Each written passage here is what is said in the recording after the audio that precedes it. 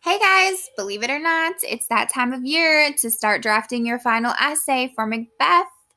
On this essay, we're focusing on Acts 1 and 2, so don't panic. None of you have finished the book yet unless you just read ahead because you were loving it so much. Our evidence and our focus is Acts 1 and 2. So the question is, how does Shakespeare use a motif to introduce the theme? In this case, you're going to be focusing on the motif of gender roles. We have practiced this a lot. You practiced with the motif of blood and the motif of supernatural occurrences. And now we're looking at quotes that include gender roles or gender stereotypes. Now, you don't have to actually transfer anything from this document onto another document.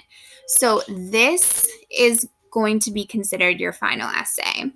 Because of the situation that we're in, being away from school, we are going to grade your final essays right on this document. So consider this outline and chart your essay, which you already know. This is really everything that you would include in your essay anyways. You would just copy and paste it to another doc.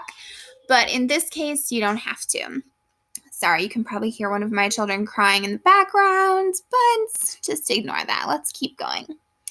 So, intro paragraph, which is just basically you answering each of these questions or responding to each of these prompts. So, introduce the title, author, nationality, and genre. That's that Tang method that we practiced in class. Under here, give a brief summary of key points of the play and introduce main characters. Brief. This should be 2 sentences, maybe 3 max. Transition and discussion of the effect of poetic devices like motifs. I would probably stay focused on motifs for this particular essay because that's really the focus. And lastly, the thesis statement. You are just finishing this sentence. So Shakespeare uses the motif of gender roles to create the message that what? What is he trying to tell us as readers through this motif? And that is up to you. That's where you have to really think this through, look over the evidence, and create a thesis that really makes sense and is well connected. Now, we've done you a favor. The evidence is here. So normally in class, we kind of look through evidence together, we gather evidence, we talk about it. Because we can't do that, we are giving you some good quotes that you're going to use for your analysis. So the quote is here. It's cited for you. 1, 2, 3 total. And I've written the modern text, the translation, underneath. So you can obviously go back to the quote, read the quote, but you can also really quickly and easily go to the modern text and see the translation to help you with your analysis. Because your analysis, as always, is the most important part of this essay. I am going to be looking very carefully at this analysis portion of your essays.